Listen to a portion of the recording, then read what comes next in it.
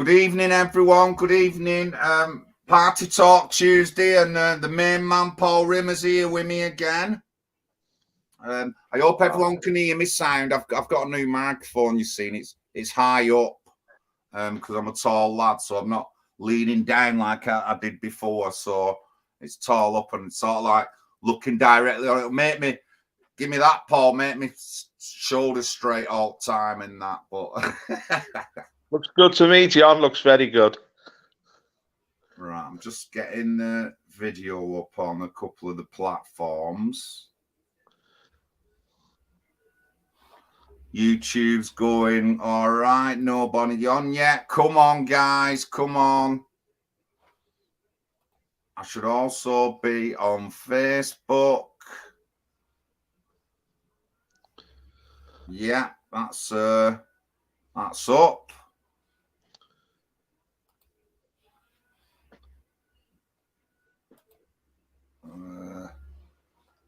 See me live chat there. So welcome again to Party Talk Tuesday with the main man, Paul Rimmer. My name's John Lawrence. This is the National Housing Party United Kingdom. And we're running in local elections and getting involved in politics. So, Paul, what's on the agenda tonight? Well, greetings from a very cold and snowy Liverpool. I'm sure Oldham's the same, John. We're in the midwinter now. The nights are getting a bit longer, which is nice, a bit of light, but it's cold. It's bitterly cold out there. Anyway, so I went into my local supermarket yesterday and I nearly had a heart attack, John. I saw the price of things like meat and cheese. I used to get a lump of cheese from Tesco's. It was £1.40. It's now over £3. It's like, whoop! Where's this 6% inflation? That's doubled in price. And then I went round to get some steak mince, a little packet. It used to be like £1.60, £4. I was like, wow, this is really expensive. Prices have gone through the roof. Like a bottle of cooking oil used to be about £1.20, is now £2.10. This isn't 6% inflation. This is soar away inflation. And for people on lower incomes or fixed incomes, man, they're getting kicked into touch, mate. They must be burning on this. Because not only have you got this surging cost in food prices, you've got rents going up, you've got mortgages going up. And then I was talking to a guy who just got his fuel bill. It was over £1,200. He literally was paying £140 a week for his fuel. I mean, this is unsustainable. This is crazy. And it's not because of Brexit. And I don't believe that it's anything to do with Ukraine. So, like what they're doing, is it just because the companies know that everything's in a bit of fluctuation and stuff like that? Are they just grabbing all the money? The government controls inflation. It's a reflection of things going wrong in our wider economy. Now, there's two ways the government can control inflation. One is called a fiscal policy, which deals with the government purse, how much they spend and how much they tax. Now, government spending has gone through the roof. We are now trillions of pounds in debt, just financing our debt now because interest rates are surging. It's costing an arm and a leg. So government spending's gone through the roof. And what is the government doing about this? They're giving billions to the Ukraine. They're giving billions in foreign aid. Every single bogus asylum seeker that comes across that channel or gets off a plane or comes here, and however way they get here, costs us £65,000 each per year. This is the services they get. That's a heck of a lot of money. Now, I also found out that 80% of the Muslim population in this country, which is over 4 million now, might be as high as 6 million, 80% are living on government benefits. And it's not like the British will live on the benefits as they get old and they'll die off. No, these people are breeding on government benefits. They're having 6, 7, 8 kids. Well, they're demanding school places. I can absolutely 100% confirm that with you. if we talk about Oldham, because there's certain areas in Oldham which are the most poverty, most not working, most on benefits, and it's not the white indigenous population, it's not the West Indian population, it's none of these people. And the areas, they only have certain people in them, and it's happening all. And this has been going on in Oldham. I've reported on this for 7 years easy before Brexit. And then that's a lot around the country. And I can confirm that. I can really confirm that. Well, you know, what's happening is these people are creating colonies in our country, and we're having to finance it. But, as I said last week, the shit's hit the fan because we can't finance it anymore. The government is struggling. They're bluffing at the moment. Now, there's another way you can control inflation, John, and it's called monetary policy. It's how much money you put out there, right? Now, this is the role of interest rates, to reduce the amount of money in circulation. So interest rates are going to have to go up again and again and again. And it's going to go up to 4, 5, 6% interest rate. And that burns people. People are in debt in this country. People don't save much now. They're all in debt. My advice to you, if you're in debt, is get rid of your debt quickly, because you'll get burned, because they're going to be demanding a lot more money. So at every angle, we're going to be getting burnt in this country. And it's happening across Western Europe. It's happening in America. And what's going to be the resolution of all this? How's it going to be resolved? Well, there is a couple of more things. I mean,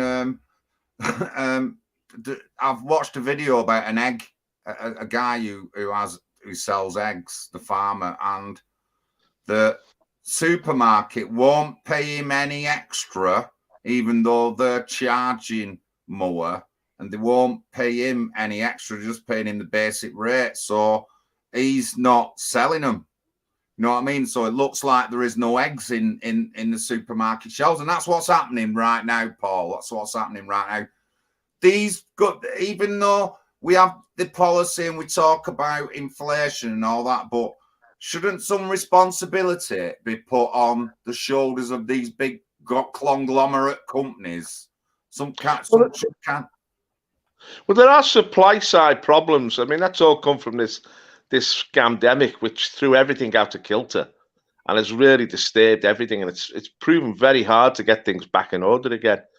But there is a wider picture that the way the government's handled COVID and has handled the problems they faced is simply to inflate the money supply. And eventually that comes home to bite you. And it's biting us now. Now, is this going to just be a gradual difficulty which we can overcome in time? But the real danger is this. There'll be a panic, there'll be a crisis, and things will go into meltdown like they did in the credit crunch in 2008. They'll go into meltdown, and there'll be real problems in the financial institutions. And the government this time won't have the clout to step in because the government's too heavily in debt. Its hands are tied by debt. It can't throw money around anymore because of inflation. Now, obviously, there has to be a political solution here. The government are going to have to make some tough decisions. And I don't see this government having the balls to do that. They seem to just want to kick the can along the road. And what they're hoping is that come the next election, they can survive to the election and they'll resolve it after the next general election, which is going to be in the next 18 months, I think, the next general election. Now, if Labour get in power, Labour is going to inherit a shit show. They're going to inherit a disaster. It won't be like 1997 when they inherited a golden economy off the Tories and were able to spend until they bankrupted us all. After the first day, they're going to have to face some really crunch issues. They won't be able to splash money about. They'll probably have to put taxes up again, which means lower growth, which means the rich disappear. They always say tax the 1%, you know, they've got all this. But if you overtax the rich, they just go elsewhere. They just go to another country. The truth is the rich pay half the income tax in this country.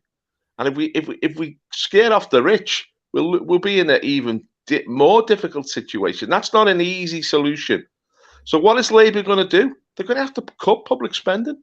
They'll have to cut benefits. They'll have to cut money for schools. They'll have to cut money for hospitals. I mean, people talk about an NHS crisis. They talk about a school crisis. They talk about a crisis here and crisis there. The problem is, and this has always been denied, when we opened the immigration floodgates in 1997, and 20 million people have come into this country, they've colonized our welfare state. They've taken it over. If you go to a hospital now, you're British, you're at the back of the queue. If you go to a dentistry now, you're British and you're paying, you're at the back of the queue. And these people from all over the world are in front of us.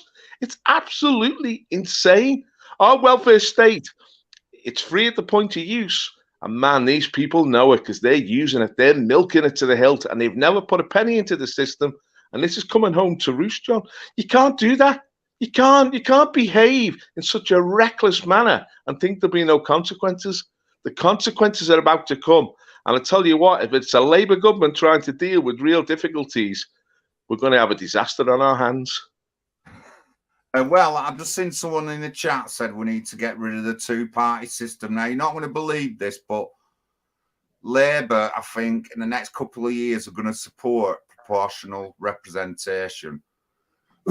This is a Labour Party, so they're going to start to support to bring in proportional representation, which a lot of us wanted, and if it was around in 2016, would mean 30-some members of Parliament for UKIP or something like that. So 80 actually, John, they would have won. 84 they would have won UKIP.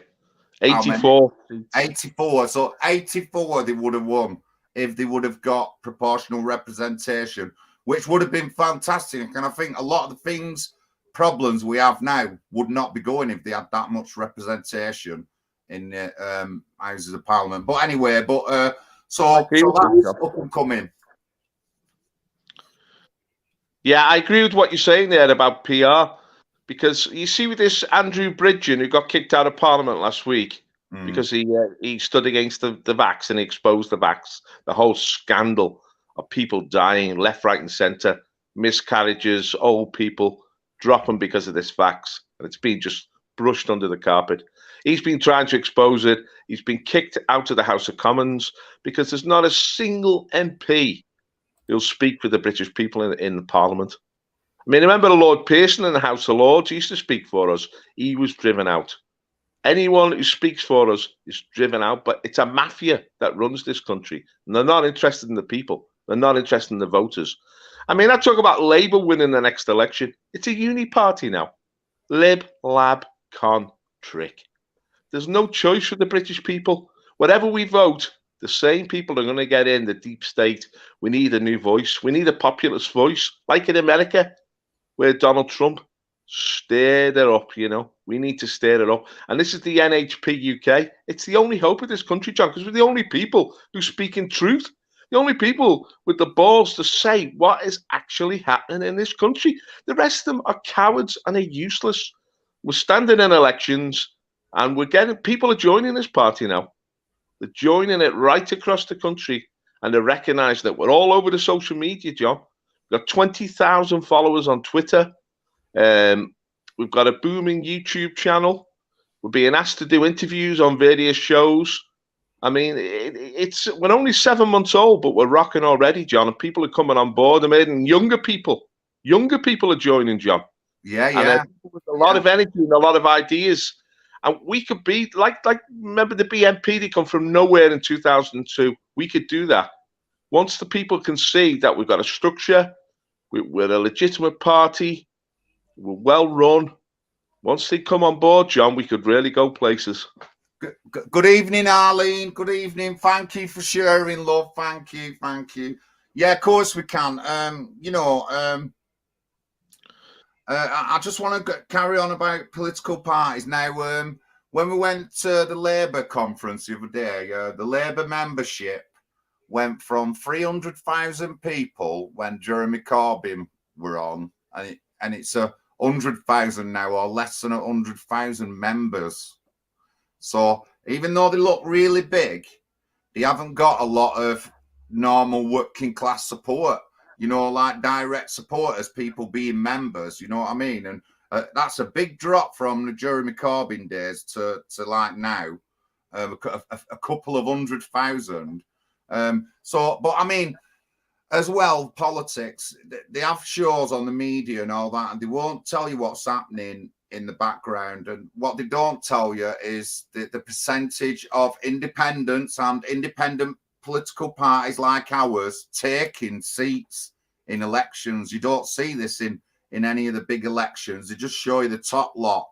But the percentage increase in seats being took by independents is in the thousands of percent, Paul. So it's there, but they don't show you any of that. They don't show you in that. And you can go back to like 2000. There were hardly any independents in the year 2000. And now we have 160 to 180 political, like local hyper political parties like ours throughout the country. Obviously, some are just going to stay on their own town issue, but why we started a national party is because what happens in one town happens in another town, as we've been seeing with the rape gang crisis. It's happened all over the country, and it's not particularly anywhere. You know, they say it's in destitute towns. It's not all in destitute towns. You know what I mean? It's not all in places that don't have money. Bristol has had a big rise in it. Oxford, these aren't destitute, poor mill-working towns like Oldham. So it's happened all over the country. So we want it to national so we can take care of these ideas. And, you know, even though Oldham Council, I don't want them spending money on rubbish, but we've got to look at the government and the foreign aid that you said. If we didn't pay out that foreign aid and all that money to Ukraine, then we would have more money to give people, because our fuel bills are dead high here now to look after them and all that, and we won't be going in debt either. But yeah, it's not only to give people money, John. We need to cut taxes. Yeah. I mean, don't forget, Gordon Brown put taxes on our fuel bills. That was a disgrace. We're being taxed. The lower paid are the highest tax. We're paying the highest proportion of our income in tax. People having to pay higher council taxes. The real poor in this country are the working poor, because the benefit system can be very generous to people who are on it for a long time. Well, you know, for people who are just earning a pittance and they're not getting wage rises and they're finding they can't afford the rents, they can't afford the food bills. Now, you talked about people leaving political parties there, John. There's been a disengagement. People have disengaged from politics. They're absolutely bored with the nonsense. They know the politicians don't speak for them and don't speak to them. The politicians speak for their international globalist masters who control them. They're not interested in the British people. And the main drive of politics now is to stop the people's voice being heard. So you demonize anyone who speaks out against the establishment. Now, you're right about independence. I've got to make Pete Malloy up in the northeast. And he's been elected as an independent. He's doing a great job. People are willing to they're looking at alternatives now. What people must not be confused by is the Labour Party. The Labour Party is claiming to be an opposition, but it's not an opposition. Keir Starmer is offering nothing new. What he's basically saying now is that he'll carry on the whole Tory agenda because he's under the control of the globalist international establishment as well. He's there to do their bidding. And he's destroyed any independent voices in the Labour Party. The Labour Party membership have disappeared because they're no longer heard. So we need the people, you see, the thing about the people, and this is why democracy has worked in the past, the people have common sense. They know when things need to be addressed. All these people coming across the channel claiming to be asylum seekers, it's the biggest con of all time. And yet they're being put into 4- and 5-star hotels. They're being given meals. They're being given mobile phones and flashy clothes. And then they're going into, wait for it, social housing. And the British people are saying, what is happening here? If we're part of international agreements which are allowing this nonsense to continue, expensive nonsense at our cost, we need to leave these international agreements. We want a government that is responsible not to the United Nations, not to the IMF or the World Economic Forum, but a government that listens to the people. And this is what the NHPUK. Just let me weigh in a sec. Craig, you can phone me, Craig, actually. My number's on there. If you want to give me a ring when we finish this, and we'll have a little chat. But I'll ask the organizer, but it should be okay if you're okay or whatever. So I'll check there. Good evening, Peter Smith. I see my Arlene's on. Good evening, Mark Williams, Sean Fennessy. June, good evening. Good evening, Alistair, Observer Dude there. So a couple of questions in here. Someone said, in hindsight, does Paul think Corbyn was worse than the multiple Tory MPs who've led us to ruination? Well, Corbyn has just been over to France, and he just said he's seen the suffering of these refugees on the beaches. They're living in tents and they're suffering people, and we need to welcome them with open arms. I mean, he's an idiot. Everyone knows these people are just being trafficked by international traffickers, migrant traffickers. They pay thousands of pounds to get to Britain, and they have one goal and one goal only: to plug into our benefit system. I want my money, they say. It's a con. So if he's conned by these people, he's an idiot. Jeremy Corbyn offered nothing. He's an idiot. And the Tories, Serco, are running this whole asylum seeker fiasco. They're paying for the boats to bring them over. They're getting the hotels for them.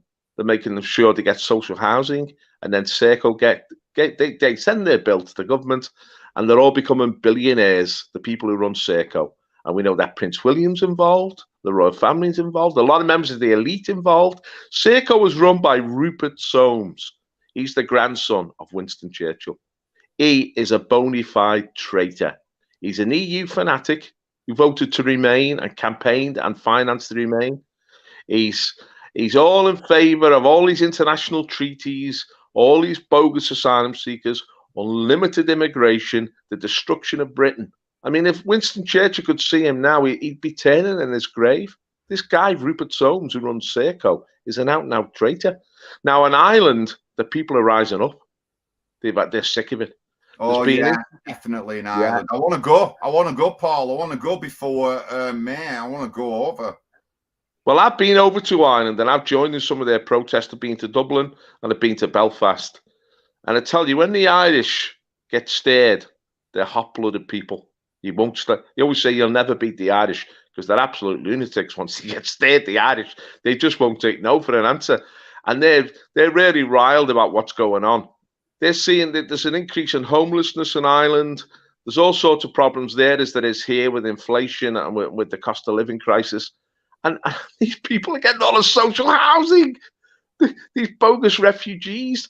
I mean, I sort of think like in the week that a lot of the people, the airports in Ireland were chocker over Christmas because the Ukrainian refugees were going home for Christmas with all their money that the Irish government has given them to celebrate. And you think someone's having a laugh here. Someone's taking a mickey. Yeah, definitely. David Ames is killer. Salman Abedi, Manchester. All these families have got properties and lives in whatever country they come from. It's just a joke. Question in the chat of Alistair.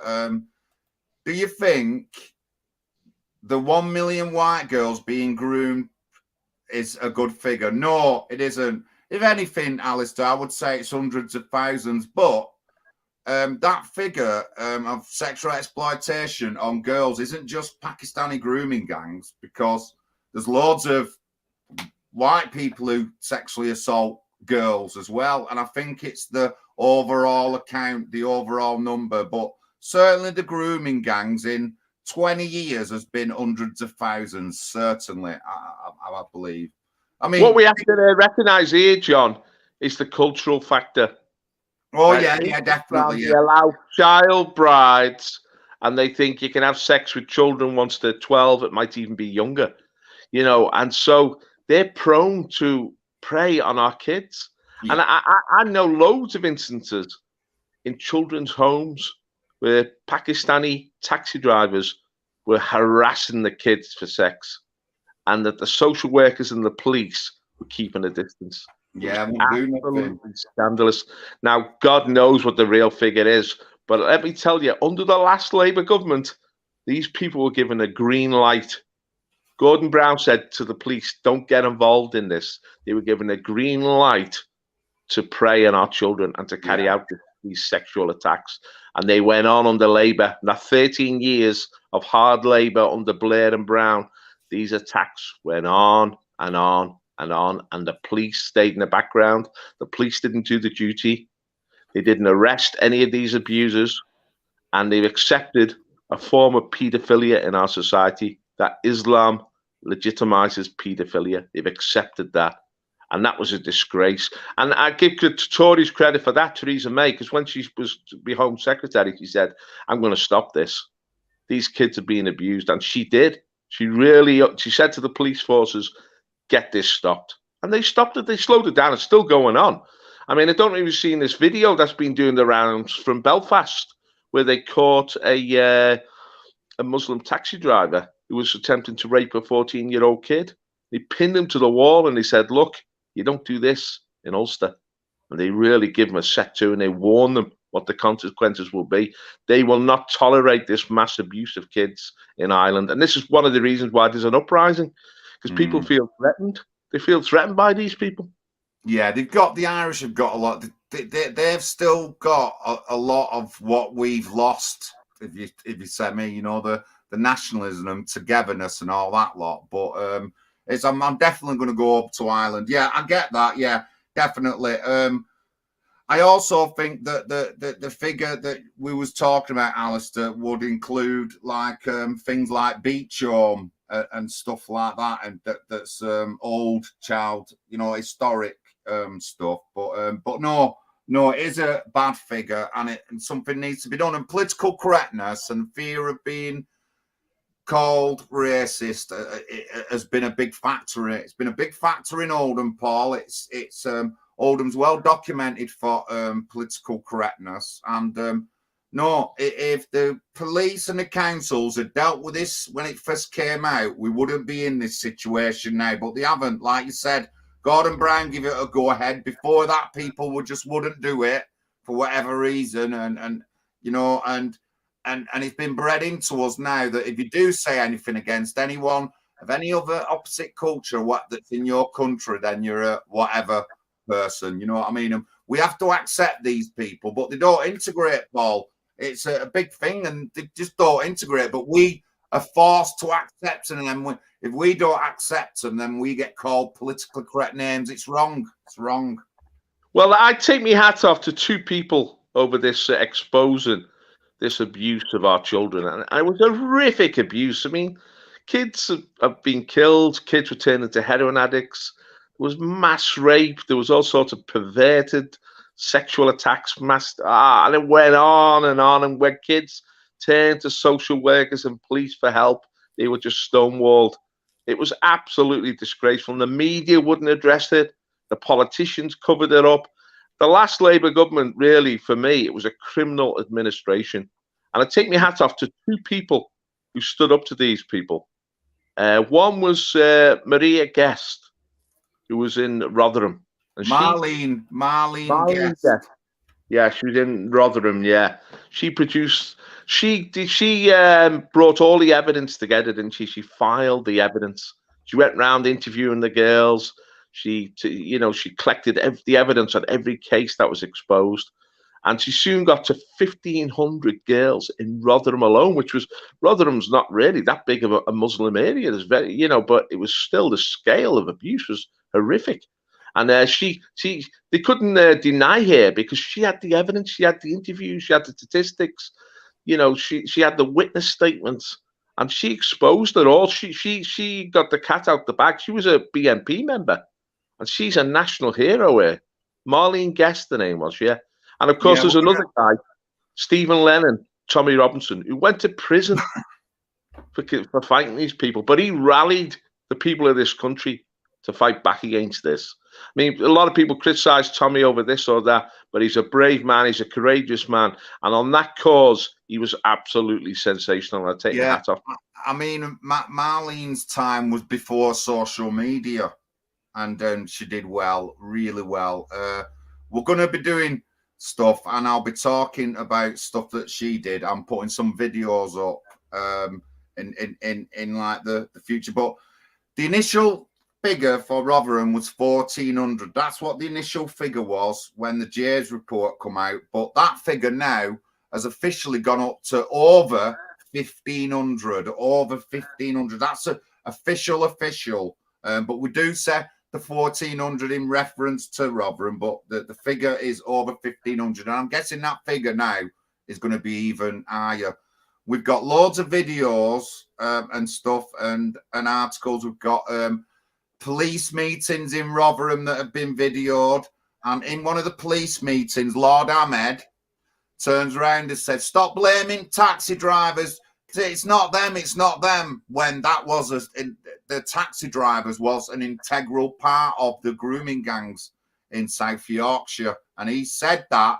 And then obviously he's up for grooming charges anyway.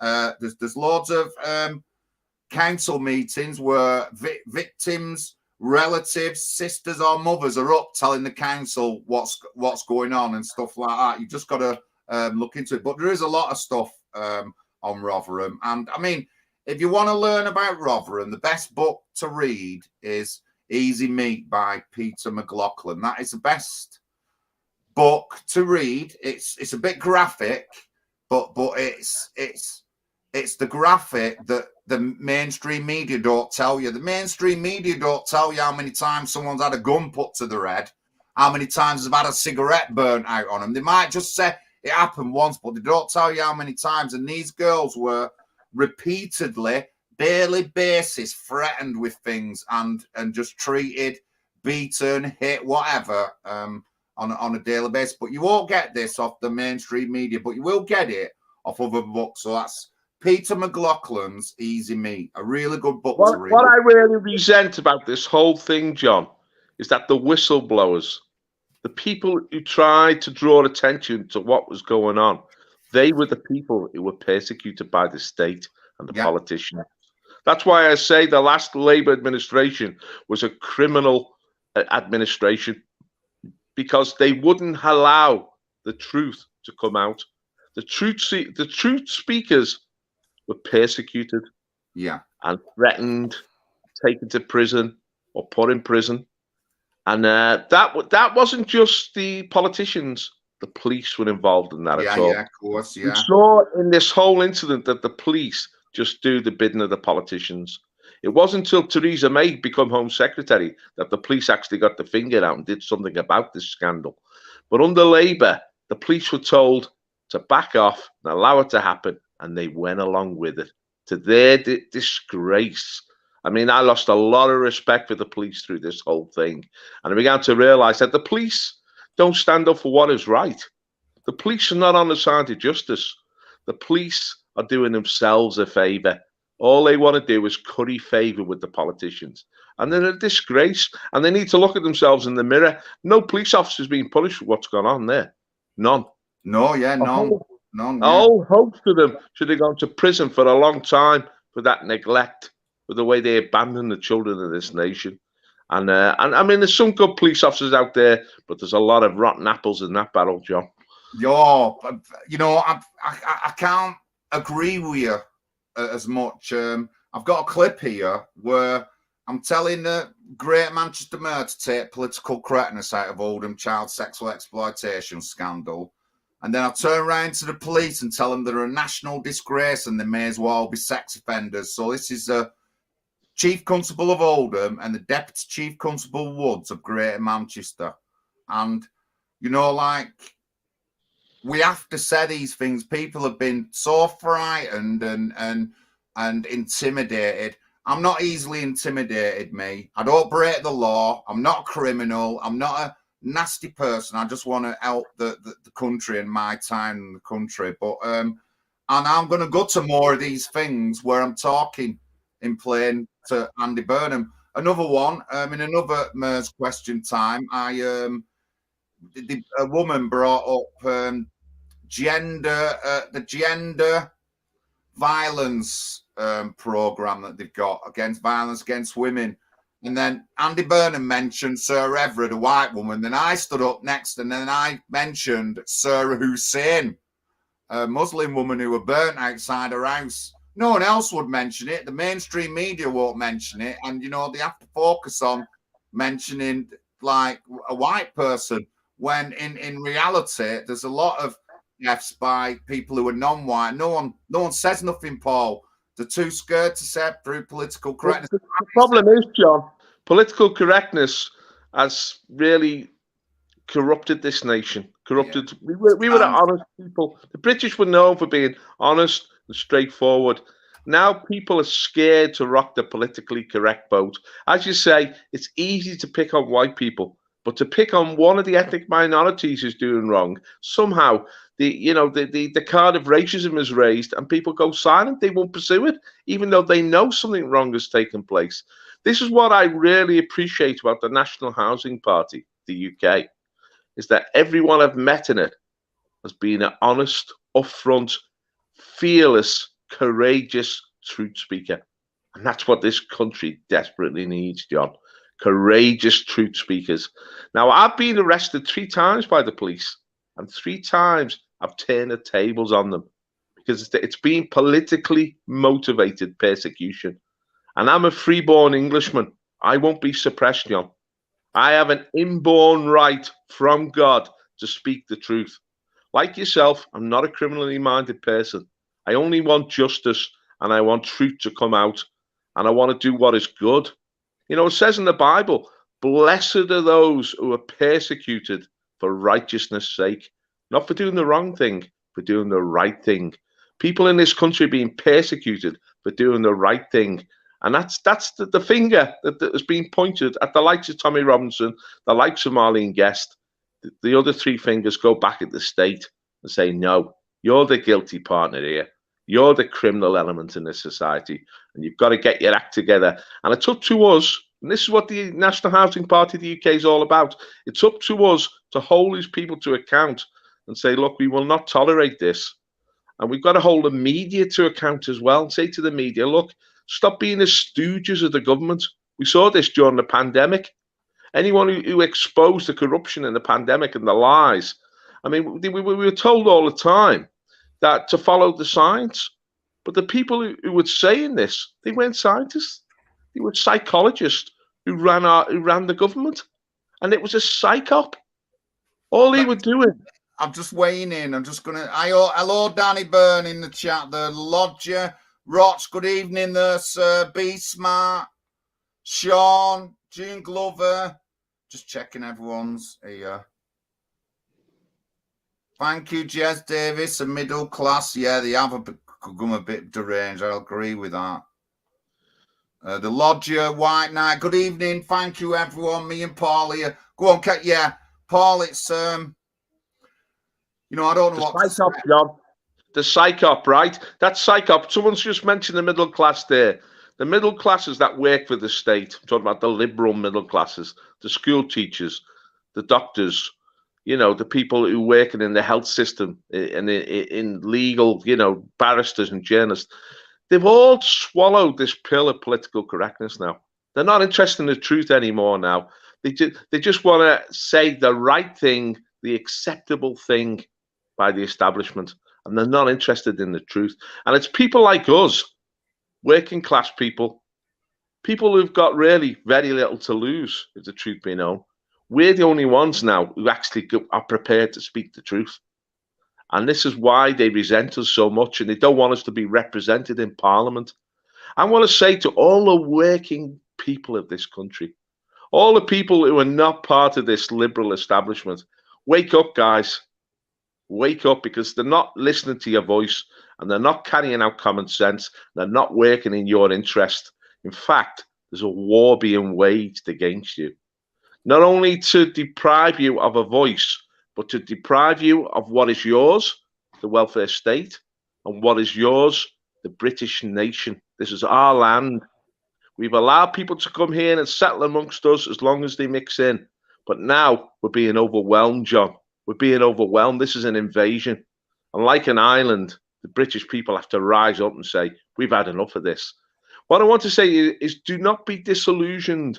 Do not be depressed. Get involved. Join the National Housing Party. We've got a vehicle here that can challenge the establishment. We're powerful on social media.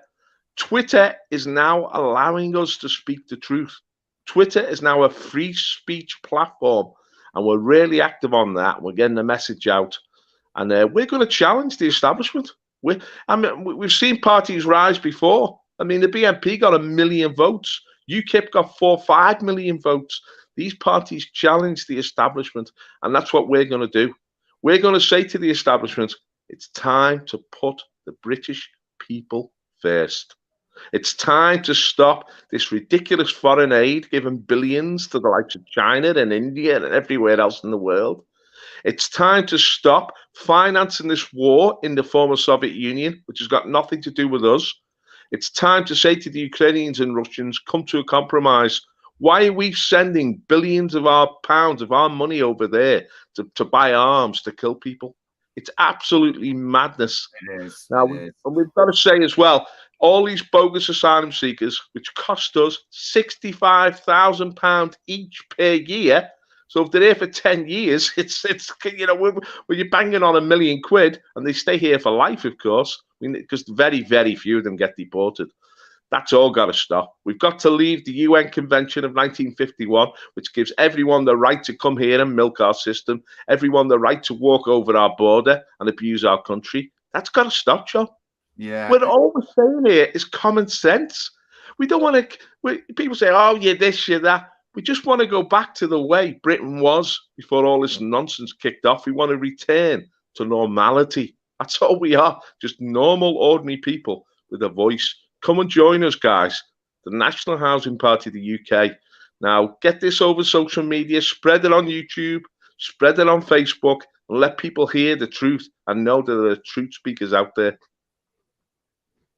Yeah, definitely. I just want to go through a couple of things. We have a Bible class on a Wednesday. We won't be doing it tomorrow night because we've got a meeting. But if you email patrick.mcginnis at nationalhousingparty.uk, Bible study Bible class, and Paul leads it. And again, I have to say this every time. I'm not the most religious person. Paul knows this, but I attend the meeting, and it has been good. For the 3 or 4 meetings, it has been enjoyable. Gets us all to say something, which is really good as well. And you know, like I said, I'm not religious, not practicing religious, but I like the Bible study. So if you want to come and join us, please email Pat McGuinness, nationalhousingparty.uk, and we'll sort it out. We're not on tomorrow because we've got a meeting, but we're on every Wednesday Bible class around 7 o'clock. Is it 7 p.m, Paul? Yeah, it is 7. Yeah, we've got a meeting tomorrow. If people want to go to that meeting, I think they're welcome, John. Obviously, we've got to keep the venue quiet for the time. I'm sorry about this. I've just disappeared. Hang on, John. Yeah, no worries. Someone's asked in the chat, but I will. He'll ring me. Craig, please make sure you ring me after I finish on here, and I'll answer your call, and we'll have a little chat. And hopefully, well, we'll be doing regular. Hopefully, we'll be getting some more regular meetings doing. It's great that we're going over to Merseyside for sure, but we'll get some more meetings. I've got to do one in Oldham, but Pat will tell you I've been really busy because I've done 3 local elections in a year, so I'm just going around knocking on doors all the time. I can't do anything else really. Anytime I get, I've got to be down there knocking on doors or delivering leads or whatever. So I just haven't got the time. But I want to get a meeting sorted out in Oldham soon. We've got a couple of venues that we can use. One we can use in the summer. It's got an outside bit, but I'm sure we'll be able to use it in the summer. And the other one is an indoor one, but we will get some meetings going. But we have one in London. If you're interested, getting involved or joining any of our London meetings, Pat's had 2 already. Again, email Pat or email me, and we'll pass details on. But thank you very much. I'll just put the housing party website up. Someone put in about deporting people. Yeah, we will have to, but if you're here illegally, we'll ask you to leave. If you don't, you'll get locked up for at least 3 years until you can sort your paperwork out and then go. And we want to build detention camps, but we want to build camps that can be reused. So if, like, say, we build an area where there's like a couple of dozen flats, when they've moved out and everyone's gone home, then we reuse that for the community that's there already. We'll use that housing for whoever's in that town and community. But that's sort of like the idea. We've got to build on it, and we've got to do a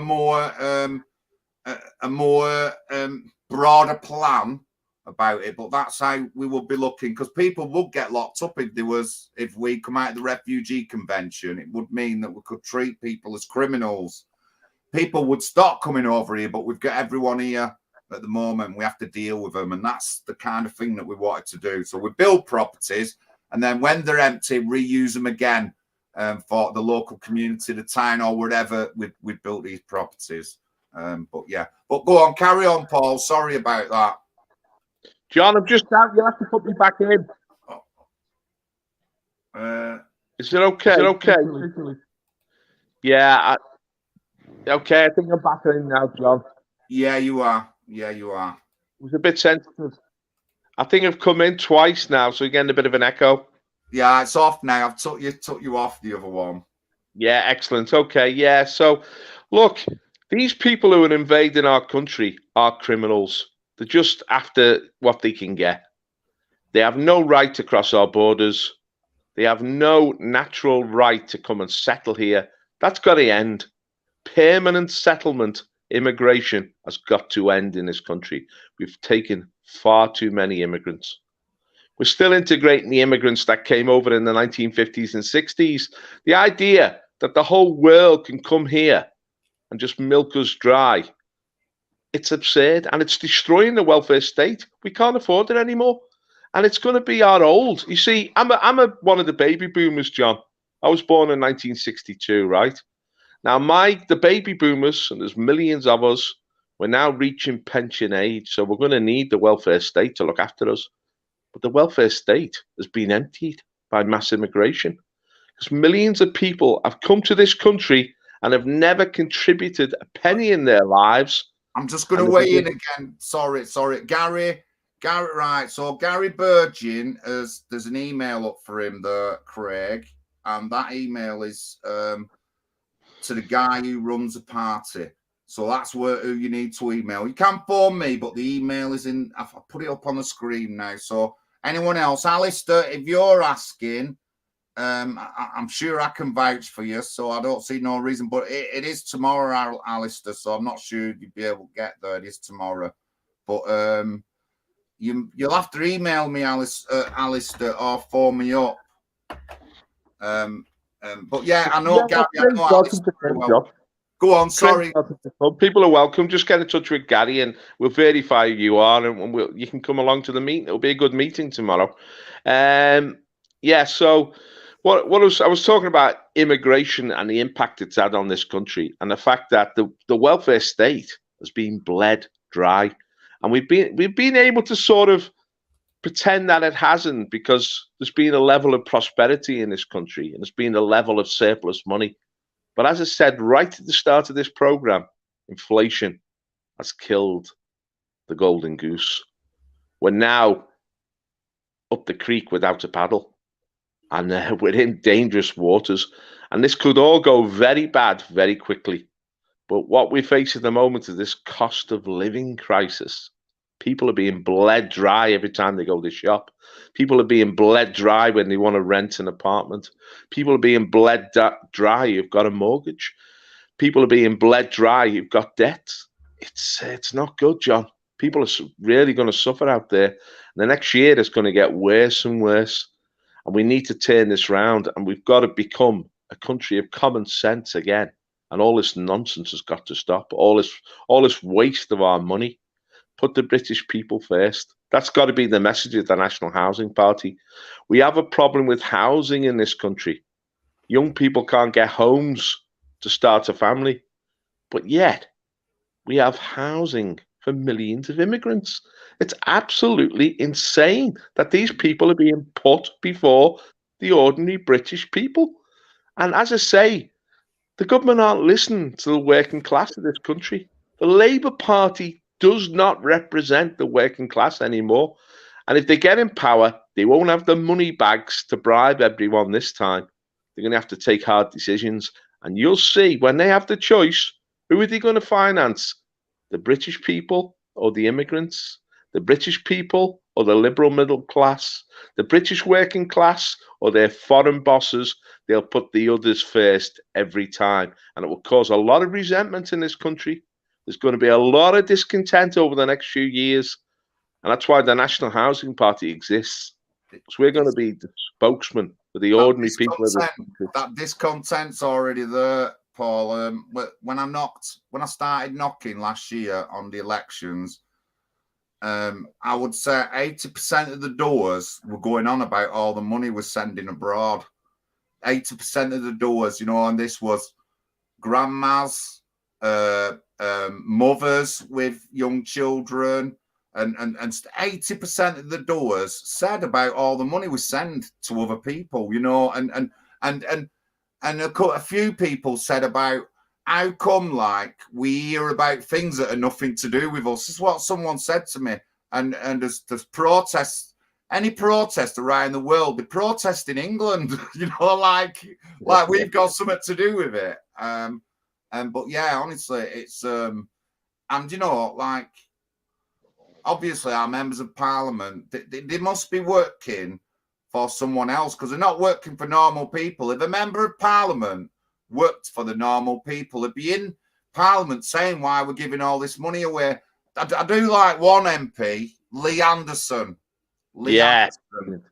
And he said in his tweets why we're giving all this money away, and he's been attacked off people, but he's saying the right things. He's saying the things that should be said. What I would say to Lee Anderson is this: when they drive you out of Parliament, Lee, when they drive you out to the Tory party, you come and join the National Housing Party. And you can be our first MP, and you'll have the boys behind you, and you'll be our champion, mate, because we appreciate everything you say. He's an ex-Labour guy who joined the Tories, and he just speaks common sense, but he will speak up for the ordinary people. And that's so refreshing, to hear that. Because, the problem is the media, it won't echo the voice of ordinary people anymore. The media just suppresses the voice of ordinary people. You're saying all these people are discontented with all this foreign aid and with getting involved in foreign wars and allowing foreigners to invade our country. Of course they are, because it's all madness. And normal people who've held on to their common sense, they can see right through all this nonsense, and they're not intimidated anymore. I mean, they want to stick labels on people, don't they? You're this, you're that. And none of them are true. People just want what is fair and what is just. The British people are very decent people, John. Oh, good. I just want to say good evening. God bless. Lovely to see you, mate. John Enoch Powell, MBE. God bless you. God bless you. But thank you, everyone. Thank you for tuning in. Our hour's nearly up. So, I mean, the prices, I'm going to look. I do shopping at Iceland mainly, and I get deliveries, but I can get a list of all the products I've had over 2 years and look at the prices. And I am going to look at them. Normally I don't. I just order them, but no, I should be looking at them. And like I said, I get a lot of my stuff through food banks. And food banks and the bread and butter, which is stuff that's like going off. But you get some good stuff. Before Christmas, I got 2 gammon joints before Christmas through this bread and butter, which was worth just some money I'd paid for it that day, as well as loads of vegetables and that. But I use all this stuff. There's 2 lads who live near me And when they get food bank stuff, if they've got stuff left over, tins of tomatoes mainly, new potatoes, tins of fruit, I have that off them and I use them up in the house. So, I never not trying to waste anything, but that's the kind of stuff I do. So, but the truth is, John, a lot of people are getting very desperate now because we saw the price go up, right? It went up 10%, it went up 20%, it went up 50%. Now, a lot of products have gone up 100%, and they're still going up. And people are panicking. When is this going to stop? I mean, as I say, a lump of cheese is now over £3. It was £1.40 last year. And the price of meat has skyrocketed. And it can't go on because it can't. People are starting to get burnt out there, John, and we'll end up with real poverty in this country again. We'll end up with really poor people who are really struggling just to feed their family. I remember when I was growing up in the 1960s, and a lot of people were on peanut wages, like £12 a week and things like that. And come Friday, they didn't really have money to feed the kids. So they go around to the chip shops. In those days, there was a great sense of community. They go around to the chip shops and the local grocery shops and say, look, can I have this, on credit till next week? And they say, yeah, go on, John, go on, Pete. Yeah, I trust you, yeah. Because we had a real community then. We don't have that now. Where are you going to turn for help? Where are you going to turn? When it starts to really hit, hundreds of thousands and millions of people are trapped in this poverty, fuel poverty, food poverty, housing poverty. Who are they going to turn to, John? Because we've lost these community structures, haven't we? We have to rebuild them. That's another thing that the National Housing Party wants to do, is rebuild our community spirits. That's why we have a Bible class, because a lot of it was based on the old traditional Christian churches. Sadly, a lot of the churches now become woke. They're just like the liberal middle classes. They're lost in the clouds. But we need to revive what was good in this country, because we had something special in this country, and they've stolen it from us, John. This country is being murdered. Really, that's the truth. And the people never wanted it, and they always tried to fight against it, whether they voted for Brexit, whether they backed Enoch Powell, whether they voted for what was old Labour, who thought represented them. People wanted to preserve what was great about Britain, because it was a great country. And that's all I say to people. I grew up in the 1960s, and I really loved being in Britain at that time. And that's what I want to get back to, what we've lost. Let's regain what we've lost. Let's regain that heart, that love that we used to have for each other. We cared for each other. If people didn't have something, they could knock next door and say, look, can you lend us a cup of sugar, or could you lend us this till next week? And people were very kind and generous. I remember the old people when I was growing up, John. They were such sweet people. The old ladies, my old grandmother and that, they give you everything they had. They had a heart of gold, And we need that was what was great about this country. And it's the people. It was really the cynicism of the likes of Tony Blair and Gordon Brown and Dave Cameron, which undermined this country, poisoned it, We need decent people again running this country. And we need the National Housing Party to be a voice for the whole nation. So I'll leave it on that, John. All right, no worries. Oh, God bless what it's coming. No, we're on our hourly meet today. But thank you very much for your time, Paul. And I will see you tomorrow. It's going to be a great meeting, John. I'm really looking forward to this. Me too. Honestly, me too. Take care now. All right. Thanks, Paul. Thank you. Thank you, everyone in the chat. Don't forget National Housing Party, United Kingdom. I'll put the link to the site in the chat.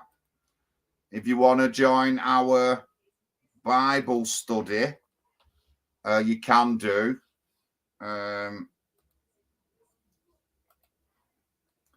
I'll just put Pat's email up again. If you want to join the Bible study, it's on a Wednesday, but not tomorrow night. Sorry, because we've got a meeting. There's Pat's email in the chat there. Alistair, you'll have to email me or phone me up, Alistair. So take my number down and phone me up. If you want to come tomorrow, I don't see no reason why you can't. I'll have a word with Gary, and I already know you, and I know you've been out many a time, so I'll have a word with him. But phone me up, please, Alistair. Number's there. Or give me a text and I'll ring you back. And Craig as well. Crag 1, Crag 2. You're going to ring me as well. Thank you very much, everyone. Thank you for tuning in. I'm live on Thursday. And I'm talking about Justice for Our Boys case. And I will have Tracy. Tracy's coming on the show. So that's Thursday at 7 o'clock. 5 years since a boy's death. 5 years. Now, if you don't know the case, it is complicated. There's a lot to do with the case, but I do know the case. I've even stayed at an hotel in the area where it happened and spent time on my own in that area. I went up, investigated the fire station 500 yards up road. I went up to the pub where they'd been, chatted with people there and in the town centre. And so, you know, I've looked into it and I've seen a lot of stuff now. And I support Tracy's cause. And it's going back to things that Paul said. How can we trust the police when we know that they've covered up the murders of 3 boys? That's my opinion. It's not Tracy's.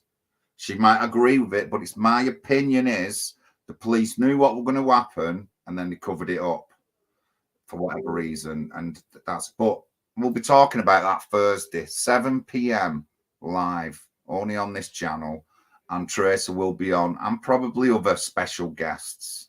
But yeah, Justice for Our Boys night, Thursday. It's been 5 years, guys, since Josh, George and Harriet were mowed down. The guy gets out this year. And it's been 5 years. Tracy hasn't had nothing but intimidation, harassment. She's had harassment and intimidation of people who are supposed to be patriots. She'd had harassment and intimidation of people who... But anyway, I'm going, guys. Thank you very much. Yes, Darren.